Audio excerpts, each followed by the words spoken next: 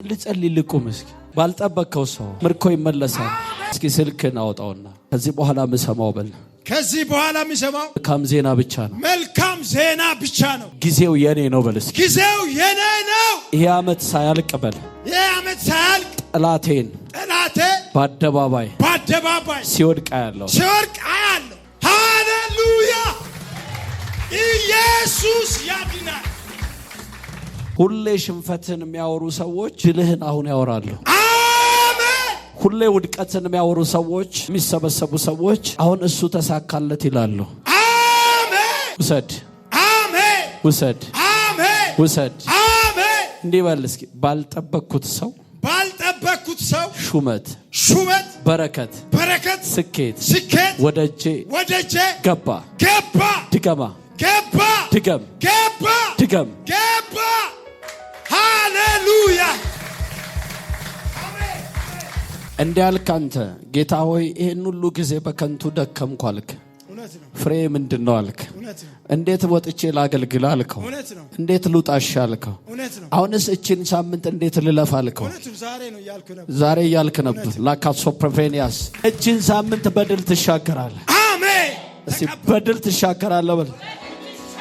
አሜን። እግዚአብሔር እንዳለ መንገዱን እኮ ነው ከፍቼዋለሁ። አሜን። አሜን። አሜን።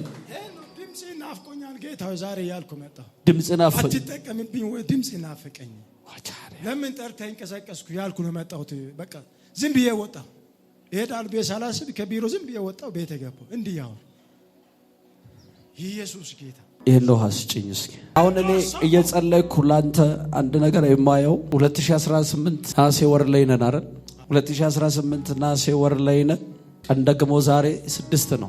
ከዚህ በኋላ እንደ ነበልባል እሳት እግዚአብሔር ያረጋሃል። አሜን። ሁለተኛ ያው አይደለም ሰው አንተ የምትደነግጥበት ጉብኝት ይመጣል። አሜን። ምን ልመታ መስሏል? አሁን ያው ልክ 1 2 3 4 5 6 7 8 9 10 11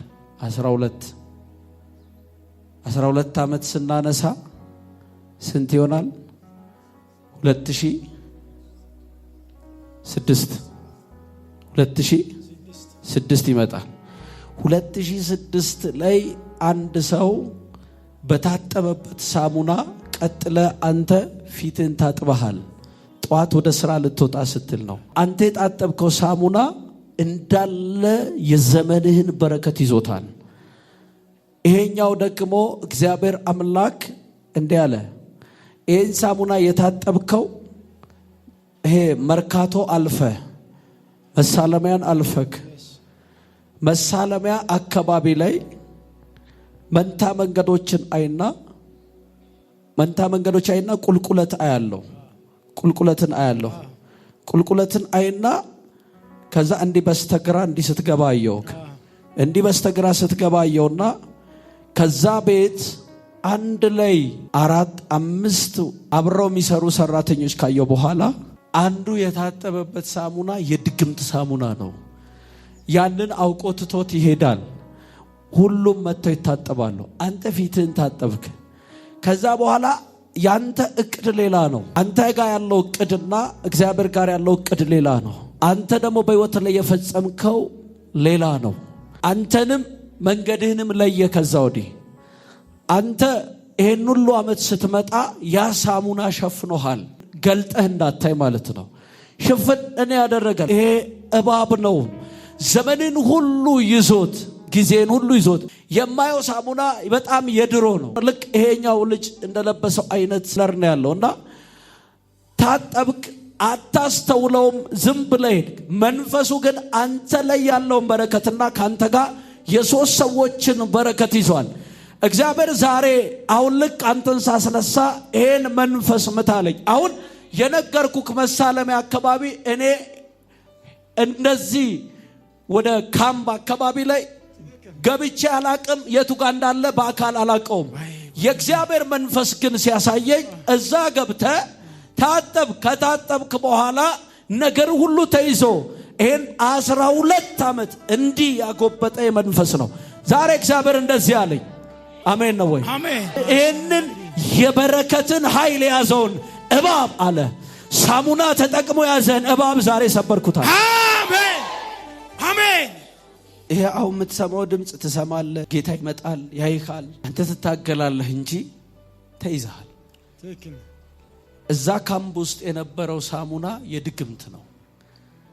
ያመጣው አንድ ሰው ነው። ይህን ሰው ሳየው አሁን ፖዚሽኑ ትልቅ ቦታ ነው ሄዷል። ግን ደግሞ ብዙ አይነት ህመም በላው ላይ ማየው ሰው ነው። ጌታ እንዳለኝ እዚህ ጋር አልጠራውም።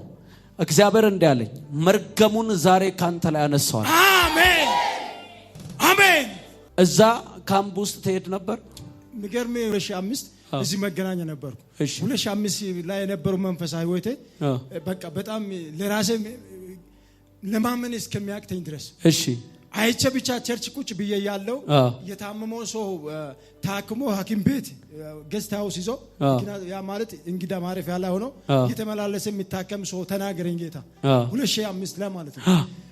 ይሄ ሰው የታመመው በሽታ መድኃኒት የለውምና ሂድ ብሎ በቃ አድርግ ያለ መንፈስ ቅዱስ አድርግ ያለ ብቻ ነው ያደረኩት። ከዛ በኋላ ያ ሰው ተፈወሰ HIV በሽታ። ለጌታ ክብር። 2005 ከሱ ላይ HIV ተነሳ። በዚህ ውስጥ እያለ እኔ በቃ ስራም በሌለበት ዘመን ነውና በጣም አንድ ክላስ ውስጥ ብቻ ሆኜ ነው ካምፕ ሆኖ እዚህ መገናኛ ካሉ ካምፕ ሆኖ ክላስ ውስጥ ነው በቃ ስራዬ ጸሎት ብቻ ነውና ይሄንን አዩና 30 ደቂቃ በላይ ነው ቆሜ የተጠየቅኩት። በቃ እንደ ወንጀል ነው የተጠየቅኩትና በእኔ ምክንያት ቢወዛ ተደረገ። 2006 ቢወዛ ተደረገ። 4ኛ ወር ላይ በቃ ያ ቢወዛ ከተደረገ ቀን ጀምሮ በቃ እኔ